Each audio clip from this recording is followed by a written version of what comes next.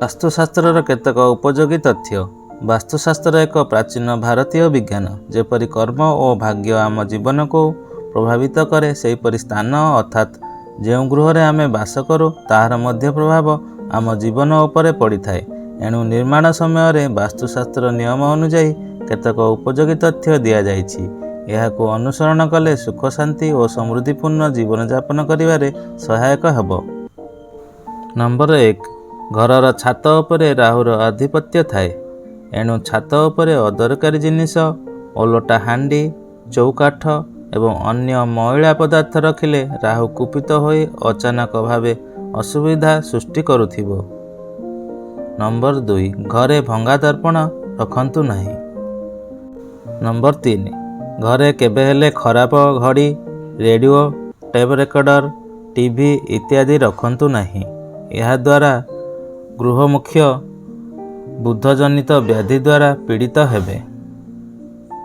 Number 4, ଶୋଇବା ସମୟରେ ମୁଣ୍ଡ ଦକ୍ଷିଣ କିମ୍ବା ପୂର୍ବ ରହିବା ଉଚିତ। ଦକ୍ଷିଣ ଦିଗକୁ ମୁଣ୍ଡ କରି ଶୋଇଲେ ମନୁଷ୍ୟ ଓ ପୃଥିବୀର ଚୁମ୍ବକୀୟ ପ୍ରଭାବ ସନ୍ତୁଳିତ ହୁଏ। ଏହାଦ୍ୱାରା ରକ୍ତଚାପ ଜନିତ ରୋଗରୁ ରକ୍ଷା ମିଳେ। ନମ୍ବର 5, କୋଠରୀ ବା ଘରର ଦକ୍ଷିଣ ଓ ପଶ୍ଚିମ ଦିଗକୁ ଭାରୀ ଜିନିଷ ରଖିବାକୁ ଚେଷ୍ଟା କରନ୍ତୁ। ଏଥିପାଇଁ ଓଜନିଆ ଆଲମାରୀ, ଟେବୁଲ ଇତ୍ୟାଦି ରଖିପାରିବେ। ନମ୍ବର 6, ଘରର ଉତ୍ତର ଓ ପୂର୍ବ ଦିଗକୁ ଅନେକାଂଶରେ ଖାଲି ଓ ହାଲକା ରଖନ୍ତୁ।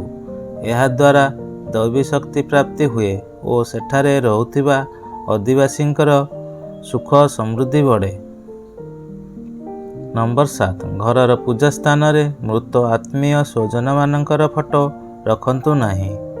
ତାହେଲେ ଘରେ ବିକଳ ଭାବ ରହିବ, ଘରେ କଳି ଓ ରୋଗର ବାତାବରଣ ରହିଥିବ। ନମ୍ବର 8, ଘରର ମୁଖ୍ୟ ଦ୍ୱାରରେ ତୁଳସୀ ବୃକ୍ଷ ରଖିଲେ ଘରର ସଦସ୍ୟମାନଙ୍କର ଶୀଘ୍ର ଉନ୍ନତି ହୁଏ। ନମ୍ବର 9, ଘରର ସ୍ୱଚ୍ଛତା, ସାଜସଜ୍ଜା ଓ ଆଲୋକ ଉପରେ ବିଶେଷ ଧ୍ୟାନ ଦେବା ଆବଶ୍ୟକ। ନମ୍ବର 10, ସ୍ୱାସ୍ଥ୍ୟ ଲାଭ ପାଇଁ ଔଷଧ କୋଠରୀର ଉତ୍ତର ପୂର୍ବରେ ରଖିବା ଉଚିତ। ନମ୍ବର 11, ରୋଷେଇ ଘରେ ପୂଜା ସ୍ଥାନ ରଖିଲେ ଉନ୍ନତି ହୁଏ ନାହିଁ। ସାଜସଜ୍ଜା ପାଇଁ ଚିଲ, ଗିଦ୍ଧ, କୁକୁର, ସିଂହ, ବିଲେଇର ଚିତ୍ର ବା ମହାଭାରତ ଯୁଦ୍ଧ ସମୟର ଚିତ୍ର ବା ଭୟଜାତ କରାଉଥିବା କୌଣସି ଚିତ୍ର ଓ କଳାକୃତି ଆଦି ରଖନ୍ତୁ ନାହିଁ। ଏହାର ପ୍ରଭାବ ଘରର ସଦସ୍ୟମାନଙ୍କ ଉପରେ ପଡ଼ିଥାଏ ଓ ସେମାନଙ୍କ ମଧ୍ୟରେ ଭିଡ଼ା ଓଟାରା ଲାଗି ରହିଥିବ।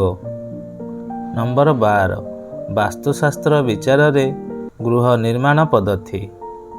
ଐଶାନ୍ୟ କୋଣରେ ଠାକୁର ଘର ଓ ଅଗ୍ନି କୋଣରେ ରୋଷେଇ ଘର, ପଶ୍ଚିମ କୋଣରେ ଶୌଚାଳୟ, ନୈଋତ୍ୟ କୋଣରେ ଶୟନ କକ୍ଷ ଓ ପଶ୍ଚିମ ଦିଗରେ ଭୋଜନ ଘର ତିଆରି କରିବା।